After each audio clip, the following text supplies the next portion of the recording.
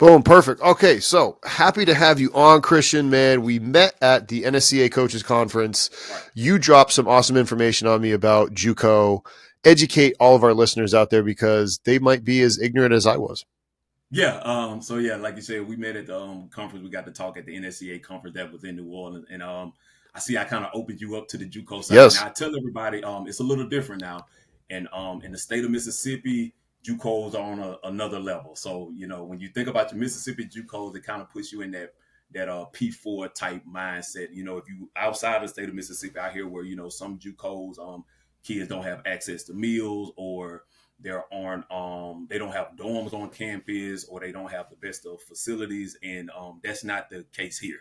Definitely not at Copiah-Lincoln Community College. Like, we were sitting and talking at the conference, and I remember telling you about my softball complex, and you were like, wait a minute, you got a hospitality suite? And I'm like, yeah, and also they're getting a digital scoreboard. You're like, wait a minute, hold on, man, is this junior college? I'm like, yeah, it's a little different once you get inside of Mississippi, man. This is the top it gets when it gets to JUCO athletics. How does that make you feel? Like you said, okay, you're in a world where it's different for you than everybody else. Is that something where you're going to be the rising tide that helps raise all ships? How do you then spread that out to everybody else to be able to speak to them? Or are you just more trying to, you're able to relate more to G5 and FCS teams? I would say probably more so we can relate to the G5 and the FCS teams and things like that. But because one thing here, I mean, we're recruiting against them. You know what I mean? Yeah. So we have to be up to par with them in order to get them kind of guys and girls in. Now, you guys, you have a recruiting advantage, though, because the 2-year versus the 4-year thing. And some strength coaches nowadays don't know about what that is.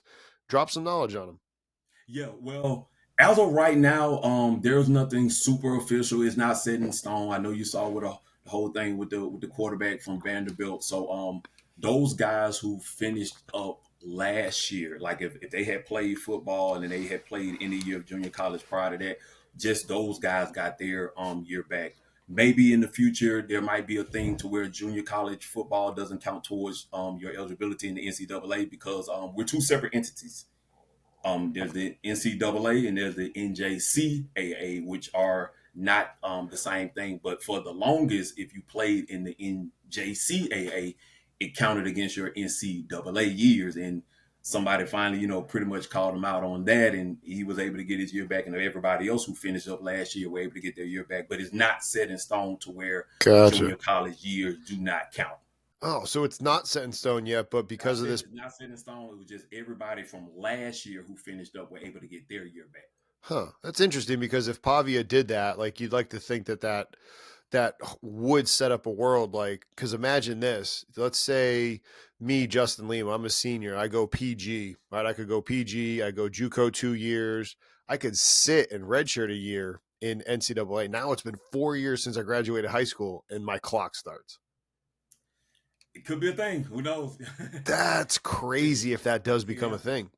It could become a thing, but it hasn't been an official ruling. We would just, you would kind of think with it, then giving Pavia it back, then next year there might be so many more people, that might want to sue. So we don't know right now. It's kind of in limbo. The only thing we do know is that everybody who finished up last year were able to get their year back if they wanted to. Gotcha. What's been the coolest thing that you've seen down there or in your career as a strength and conditioning coach? I would say the coolest thing, one of the coolest things here, being on the JUCO level, is having them. Well, you're only gonna have them for 2 years. Yeah. But if you got a stud that comes in and does amazing, you might have them for a few months. So the cool thing is just the dynamic of how many people you get to interact with, because you're going to every year. Like I would say, coaches say all the time, hey, every year we got a brand new team. Where here in junior college, no, literally every year half your team leaves. You literally have a brand new team every single year. So it's even hard to go into a year saying, oh, well, we'll have this person back, or we can probably count on this quarterback for the next 3 years. That's not a thing in junior college athletics. we're gonna find out on week one who everybody is, because everybody literally has a brand new team every single year, and that makes it fun, man. That Yeah. makes it fun. I was going to say, does that actually make it better? Because so much of the world where we're like, oh, they're returning this team, like the Kansas City Chiefs or the Eagles, they got, this team's coming back. And it's like that expectation is, oh, they're just the same team. They're going to roll out the ball and they're going to keep winning. But you and I both know that it's not. They have all sorts of different, like the team they've won, they have new challenges, and because they aren't the same exact team, they have to regroup. But because you literally know every year it's a brand new year, is that better? Uh, It's just different, right? Yeah. I would say it's different. I wouldn't necessarily say it's better, because let's use the Eagles for example. There's a great chance Jalen Hurts, he'll be back. You can kind of count on having certain guys in certain spots, where here, as that's not a thing. I mean, if you have a defensive end and he racks up 13 sacks, goodbye. You know what I mean? He's gone. Even if he's a freshman, he's going to get the offers that he's looking for, and he's out of here. So, and then even if not, then by their sophomore year, they're out of here regardless. So it just makes it a little different. I wouldn't necessarily say better, but definitely different. How do you get CEUs faster, cheaper, and more convenient than ever before with Strength Coach Network? Hey, it's Justin here to tell you about how Strength Coach Network can now help you out with our premium membership and CEUs to the NSCA and CSCCa. Upon signing up for our premium membership, you will get 2.0 or 10 CEUs immediately. That is an entire year's worth of CEUs that you are able to access from the convenience of your office. No traveling for conferences, no waiting on flights, no eating out, no expensive hotels. Just the good stuff from great coaches. Now, if you need extra CEUs for past years during the reporting period, we can bundle Fundamentals 1 or 2, which also come with 2.0 or 10 CEUs to your purchase. That way, you're able to take care of your CEUs for the best price, most convenient, and learn from some of the best coaches. If you want more help with this, email us at service@strengthcoachnetwork or visit us at strengthcoachnetwork.com, and I would be delighted to help you out. You then handle the long term, like your long-term athletic development, like your periodization model. What are kind of your big rocks then that you kind of will stick to? Well, my thing here is because the influx of talent, it can vary. You can have a guy or girl who's from a high school that didn't have a strength and conditioning program. You can have a guy that played at Mississippi State the year before he came here. So what I want to make sure is that when you leave Copiah-Lincoln Community College, there's certain markers and things that you know how to do. I just want to make sure movement is key. Hey, when you leave here, you need to know how to hinge properly. You see what I'm saying? So you really don't have the time, because they're, like I said, if they have a great year, they're going to be out of here in a few months. So you got to know when it comes to development and when it comes to writing programs, more so make sure that when they leave here, they're a good representation of the school and they know how to do certain lifts and movements. So now when they get to their 4-year school, it's not a learning curve that they need to go through. Hey, learn how to clean, learn how to squat, learn how to hinge.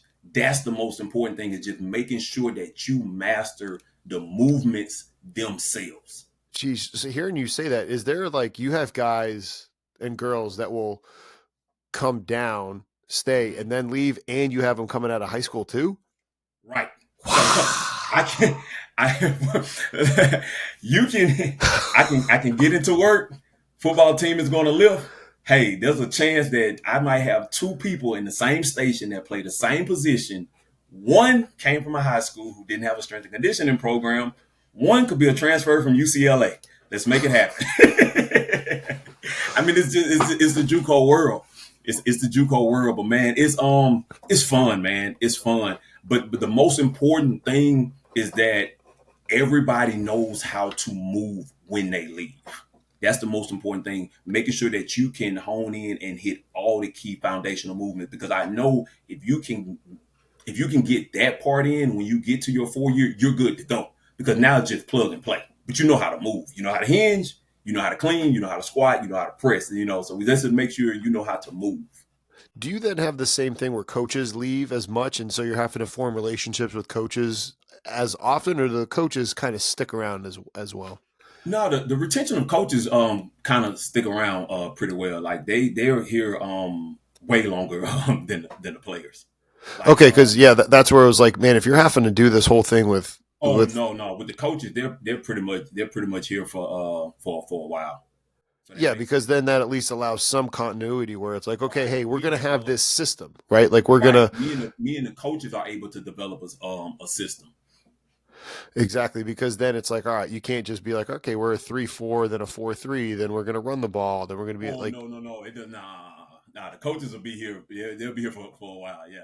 what is the what is the most like exciting part about being there and the things that you've gotten to see?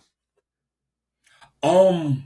Well, one thing here, like I was telling you, so we have like a cool fact here. Everybody that's in admin that has any that's in control of like athletics and stuff like that, we all have either played or coached here at the school. So Wow. the buy-in is phenomenal. Our president, Dr. Dwayne Middleton, he played basketball here. What? My athletic director, Brian Noble, he was once the head baseball coach here. I serve as the director of strength and conditioning. I played football here. So we're all in. We're all in, and that makes it a cool dynamic because I've reached out to other strength coaches and they'll have problems with admin, or it's hard to get certain equipment on campus, or the admin might not see a need for this modality that you're trying to get, where here at Co-Lin has never been a problem. And I think it's because it's so homegrown, and it means so much more when everybody here is not just randomly taking a job, or they're not from around here and they don't know the culture. No, like I said, my AD was the head baseball coach here. He wants to win. You know what I mean? He wants to win. My president, he played basketball here. He wants to win. He was winning when he was here. He wanted to continue to see it win. So that makes it super cool to have administration that has your back like that. Man, it's phenomenal. Man, like hearing that, it makes me wish that it wasn't just a 2-year experience for those kids. Like, Oh yeah, you kind of yeah. want them to be able to stay. Like, obviously, if you can go and like, let's say somebody gets offered they offer them the bag to go play somewhere. Like, good for them. But like, man, to be somewhere to know that the people that are in charge want to help you win, like, golly, that's fantastic. They want to help you win, and they're all in about it, man. It makes things amazing down here. That's why I was telling you some of the things that we have. You have administration that's all in. They got your back. What's up, everybody? Taking a quick break from the show to talk about one of our sponsors, Team Builder. I've been using Team Builder since 2019 when I was at Towson. I still use it with my remote athletes. I also use it at Goldfinch, which is the private sector gym I train at, and we use it at Centennial, which is the high school that I'm working at. Now, if you're printing on lift cards because you say, oh, I can't afford Team Builder, guess what? Team Builder has a pre-written grant that you can locate on their website. You simply change the name of you, your organization, and the areas that they highlighted, and they can help you get Team Builder at your facility, your university, whatever it is, so that way you can optimize how you train your athletes with this software.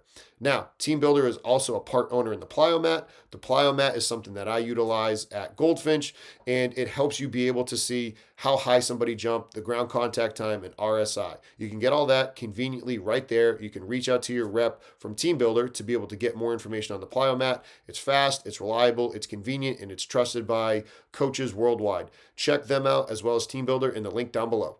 Talk about I remember you were talking with me about like the names of some of these guys that were playing down there. Like, drop some knowledge on our listeners out there about like some of the names and the talent that has come through specifically down at your school.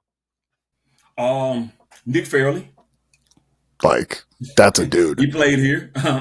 You have Montez Sweat. Dude.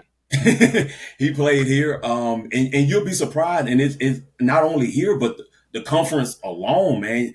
Usually when you see the NFL draft, of course, they highlight the 4-year school that they played at. But if you went back and looked through a lot of these guys' records, you'll see, wait a minute, they had a little JUCO stint themselves. I mean, even Cam Newton was at Blinn, that's not in our conference, but Stetson Bennett, he Stetson played Bennett. at a Yeah, that school in was the yep. conference. Stetson Bennett, Now, of course, he was already there, then came down to JUCO and went back, but he walked through this conference. So you'll be surprised the influx of talent that comes through here. How about the mindset of within the world of high performance and sports psychology, how do you handle that performance piece and the psychological aspect and that psychological coactive with athletes, understanding that world where you're operating, where, hey, at best you're here for 2 years, you could be here for a short amount of time. How do you help prepare athletes for the mental rigors of that life? Well, they understand when they get here it's a process. Like you understand once you get into junior college, I don't have athletes that come in here and want Co-Lin to be your last stop. So you know that this is a part of the process. Let's hone in. Let's make the best out of it. I don't think, I might not be a kid's first choice. I get that. It's junior college. I get it. But if you're here, you have seen where players have went to and where their career have gone once they left here. So let's hone into the process. Let's get this done and let's see where the chips gonna lay. And kids are like, you know what? They hear that and they're like, yeah, you know what? He's right. Like, does that give them? Is it almost freeing that you've seen that kids talk to you about? Yeah, yeah. Because I mean, it sounds like it would just truly be like, man, this is like, it's a freeing experience for me to just be like, yeah, coach is being really open and honest about that, and you probably can be able to get some really good, conversations and have some really vulnerable athletes that are able to, really trust you in the process.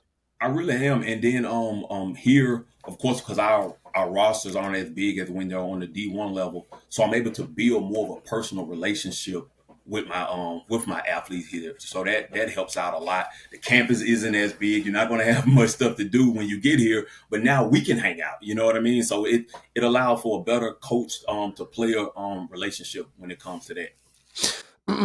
One of the things I want to highlight here was the conversation that you said that you and your athletic trainer had, where they went down to NSCA conference with you. You're going to go to a conference with them. And that is something that needs to be commended by you, because not every strength and conditioning coach does that. So how did that idea get proposed so that way the rest of our listeners can do the same thing? Well, yeah. So what's up, everybody? Taking a quick break from the show to talk about one of our sponsors, Hawken Dynamic. I've been using Hawken Dynamics ever since I was at Towson. Still utilize it today when I'm at the private sector at Goldfinch. Even brought the plates from Goldfinch over to Centennial to do some force plate testing with the football team there. We've done force plate testing with other high school athletes. It is something that you need to get. If you want more help with it about how to practically use it and you want to reach out to us, feel free to reach out to us at service@strengthcoachnetwork.com. Not only do I utilize it with lower body assessments, I use it with upper body assessments, plyo push-ups, prone Y assessments. You can also utilize it for what I call an upper body isometric mid-thigh pull, where essentially you're doing a push-up at the strongest range and you're pushing into an immovable force, so a barbell, same way you do an isometric mid-thigh pull. Like I said, been using them for years. Valid, reliable. The customer service is fantastic. Go check out Hawken Dynamic in the link down below, and you will not be disappointed. My head athletic trainer here, we go way back. we was at Alcorn State at the same time. Okay. With each other. We was at Alcorn State with at the same time with each other, and now he has his CSCS as well. Gotcha. He has his CSCS as well. But it's many ways that you can get CEUs, so he don't necessarily have to come to that conference. It was during the break, and I'm like, hey man, New Orleans NSCA conference, let's go. And he was like, oh yeah, we're free. It's the week before we have to report back to actually start working. Let's ride down there, and it helps us understand each other's world. And I told him, hey, I want to do the same thing. When you all have NATA, let me know. I want to ride up. So now when we do return to play protocols, because here I don't have an assistant. Okay. So I'm all hands on deck, and we have 3 ATs on campus, so we have to work together with each other when it comes to return to play.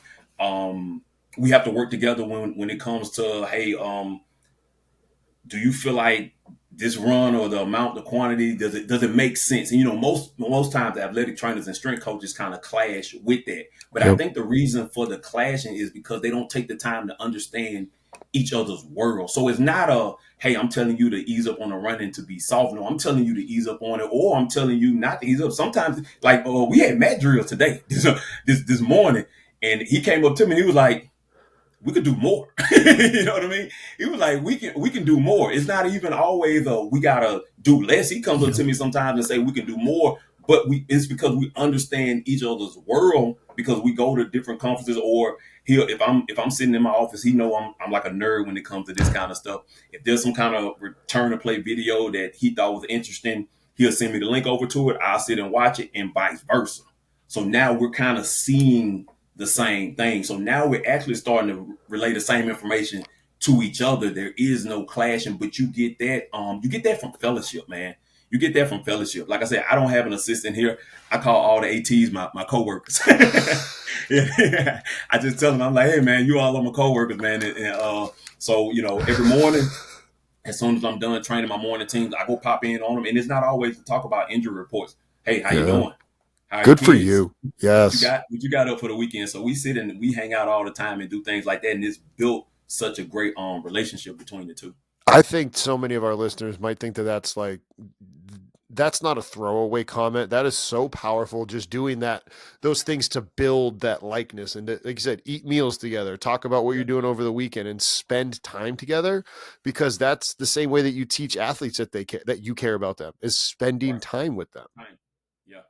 And it's not always going to be the pretty, like, oh, let's talk about this hypertrophy plan. But it's like, No. if we spend time together, and that's actually something I've talked about too before, where if an athletic trainer is at the end of rehab, if we have all the athletes, and just like you said, if you're by yourself, if that athletic trainer is rehabbing an individual while you're on the field training the entire football team, and they're regressing 2 to 3 athletes, are they an athletic trainer, or are they being a strength coach doing regressed versions of running? Where does the Right. line blur? And then in season, when they're handling the water and they're triaging any injury, and if you're rehabbing somebody, are you an athletic trainer now? Right? Right? Yeah. All hands on deck. But exactly, it's all hands on deck. And it's, instead of this world where it's like, get off my lawn with a pitchfork, like, no, if we can just work together, that's where the magic can happen. Right.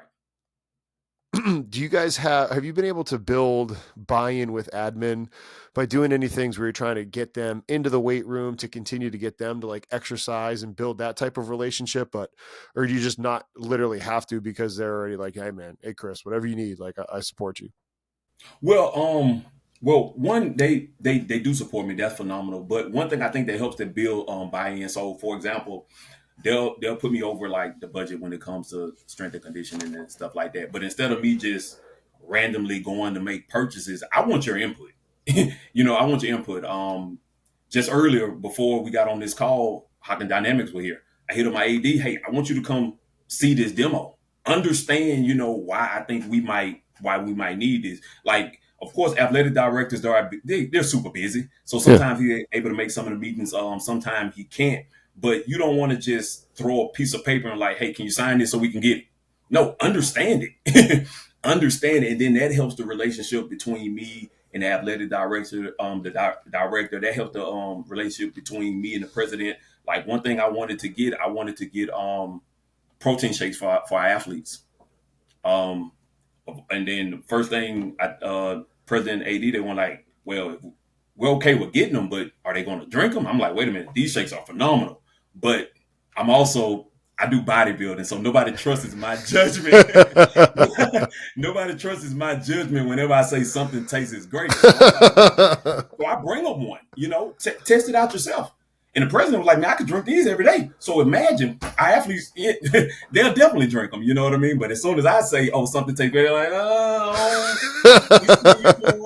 we seen you do bodybuilding shows. I don't know if I can trust your taste buds. I let them try them out themselves. I let them try products out themselves that I want to bring for the athletes.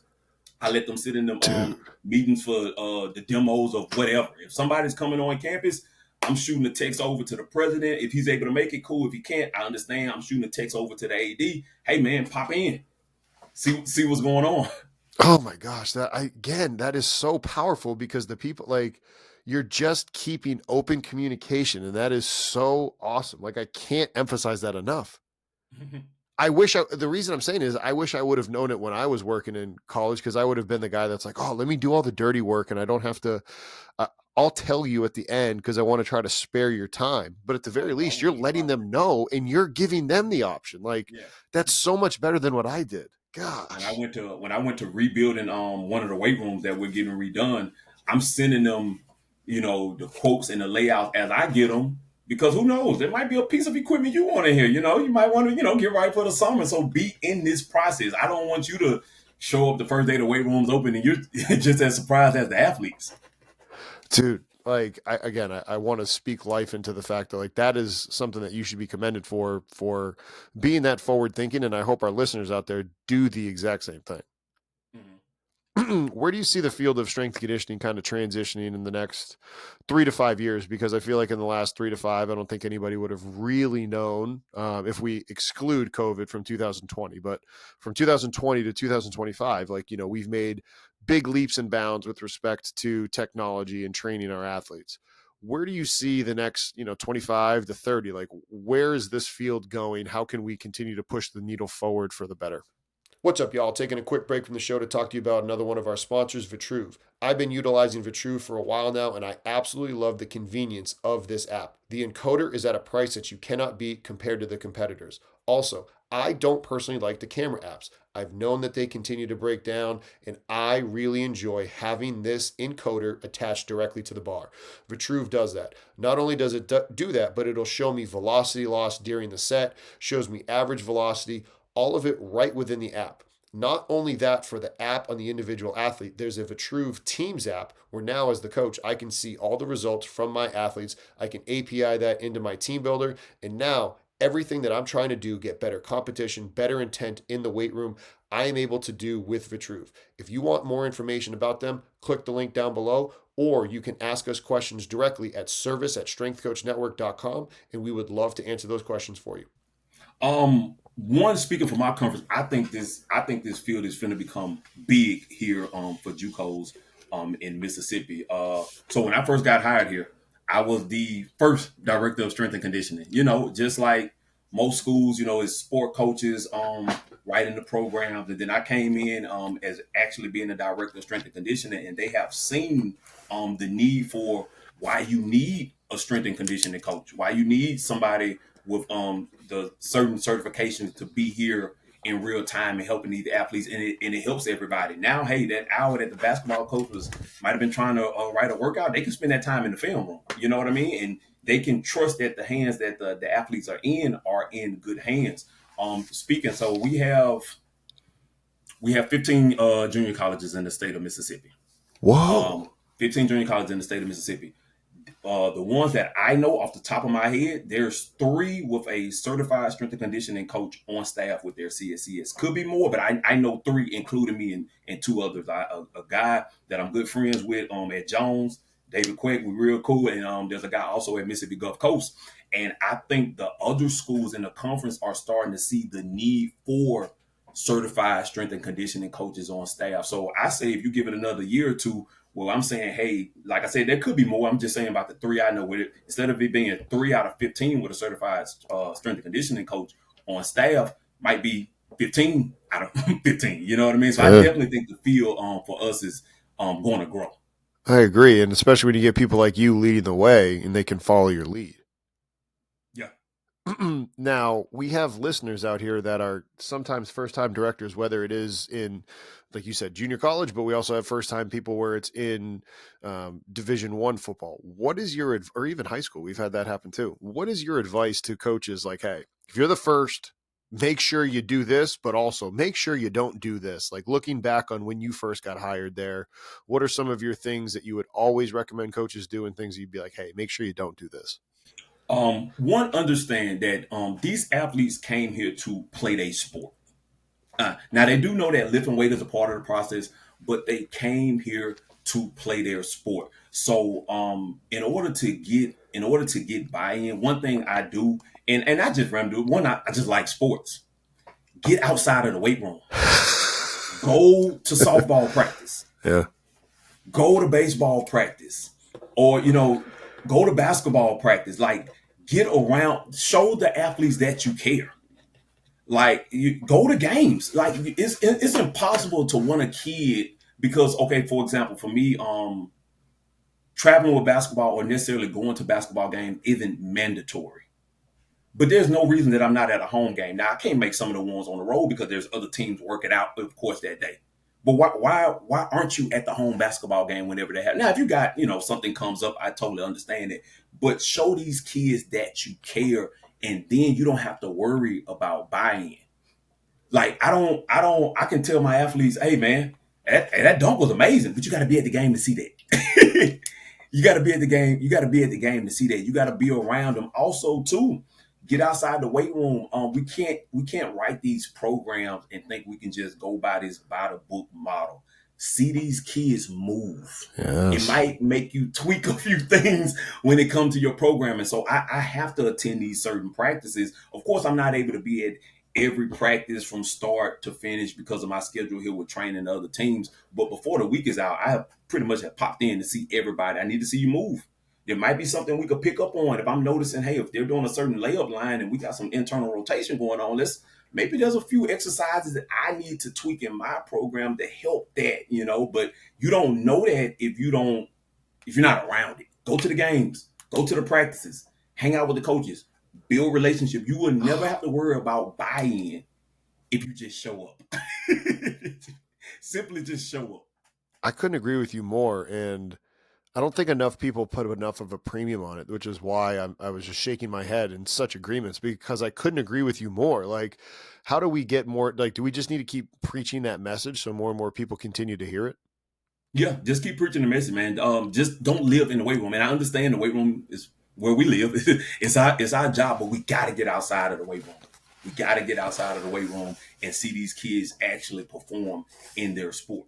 How are you able to do that with being just you and all the responsibilities that you have of training all the teams? It's 24 hours in a day. Make the My best man. of it. You got 24 hours in a day. Like I said, I'm not able to get to every team practice every single day, but we're at school Monday through Friday. Attack this sport that day, attack that sport. The next is 24 hours in a day, man. It's enough time to get anything done if it means something to you. I couldn't agree with you more. And you have just one of the most bright, just awesome personalities to be around. Have you been that way your entire life? Was there something that was like a life-changing moment for you that kind of like, because again, you just have this presence, you just have this positivity. What is it?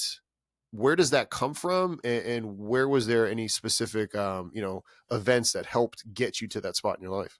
I want to say I've been this way all my life, and it's a testament to my parents. Both my parents are preachers. They've been preachers all my life. So this positive outlook on life has come from them. Michael and Faye Brown have done a tremendous job. I tell them all the time, I could never pay you back. But everything that you see is a reflection of them. Everything that you see through me is a reflection of them. Growing up in the church, learning about faith, and not just learning about it because my dad is saying, this is what you should or shouldn't do. No, he let us make our mistakes. Now we had to learn. We had to learn on our own, but we always had a good sound foundation, and it just always have shaped my outlook on life. Taking a quick break from the show to talk to you about one of our sponsors, PowerLift. I used PowerLift when I was at Harvard, Maryland, and the University of Iowa. I was also part of the staff that had the new weight room at the University of Iowa, the 32-rack, beautiful facility. I was a part of that. I also have PowerLift's equipment nowadays. PowerLift Strong, made here in the great state of Iowa in the great country of the United States.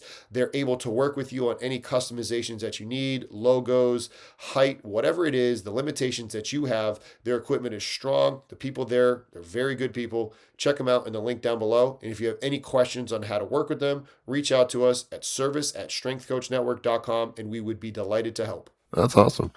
For you being a former athlete, do you think that is a requirement? Is it make it better or worse being a strength and conditioning coach, or does it really just not matter as long as somebody is passionate about what they do? I don't think it's a requirement, but I do think that it helps. I think another thing that helps with the buy-in here is that my athletes here know that, hey y'all, I still got it. So it just makes a funner environment in the weight room.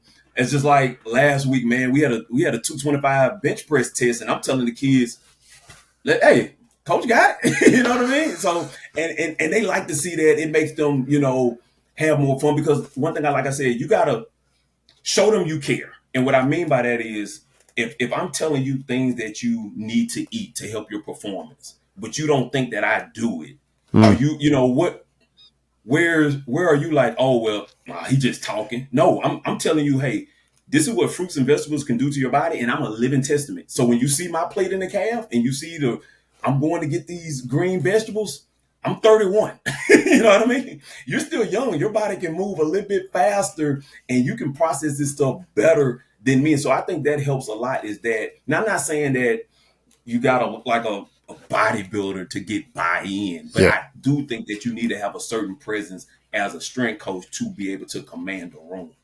I agree. And with respect to the nutrition stuff, how do you go about handling, working with the athletes? You talked about having the protein shakes.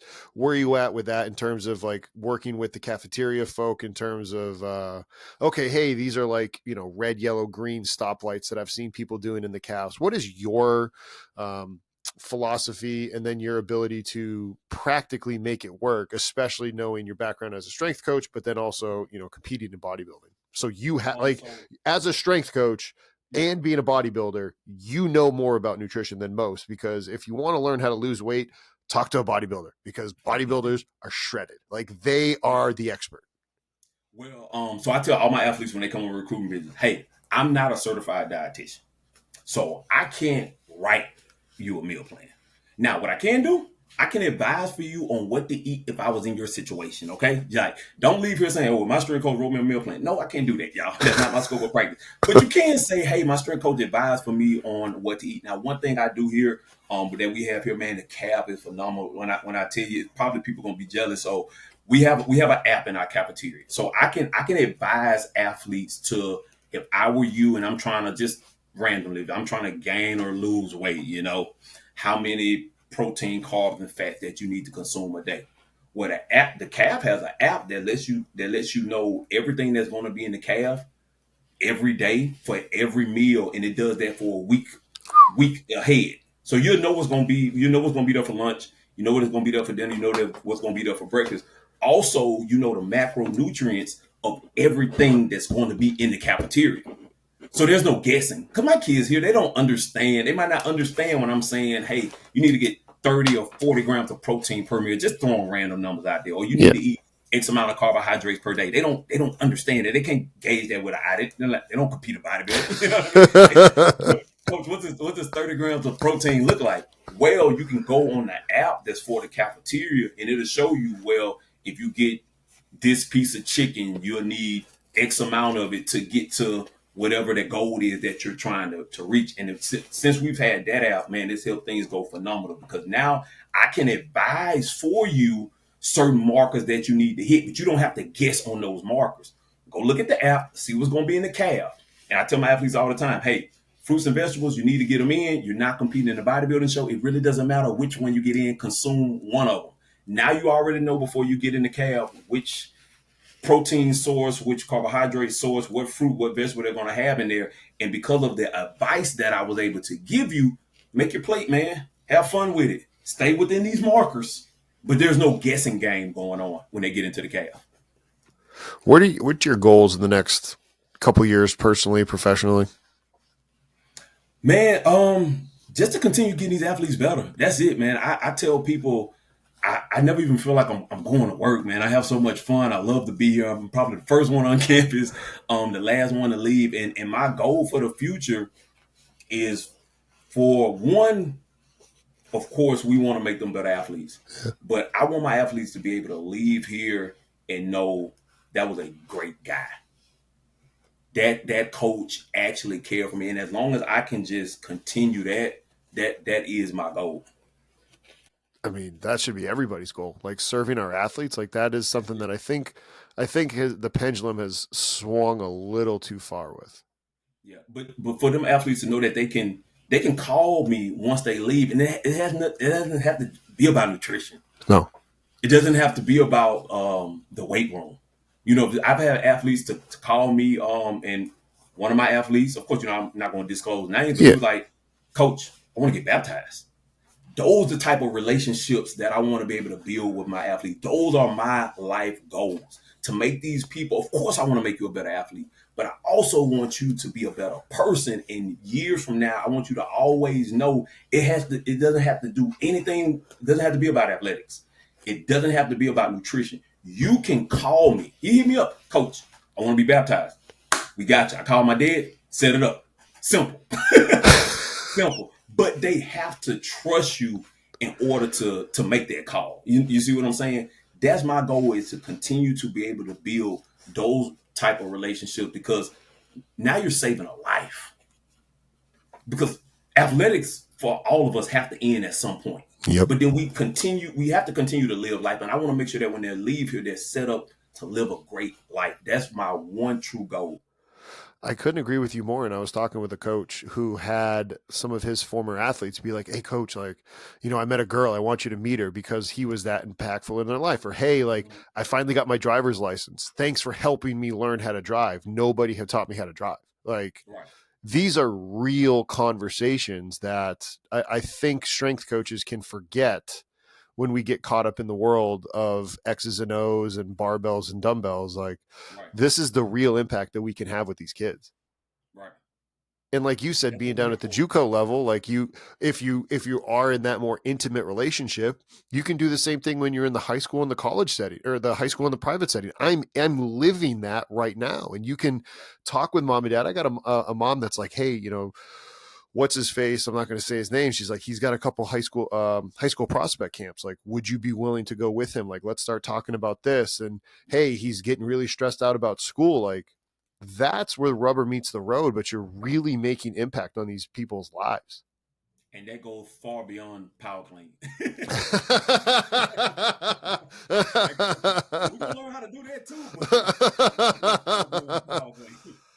Speaking of that, how difficult is, like, how big are your groups with respect to you being the only one? Like, what are kind of some of your big rock advice to coaches where, all right, maybe you're the only one in the room.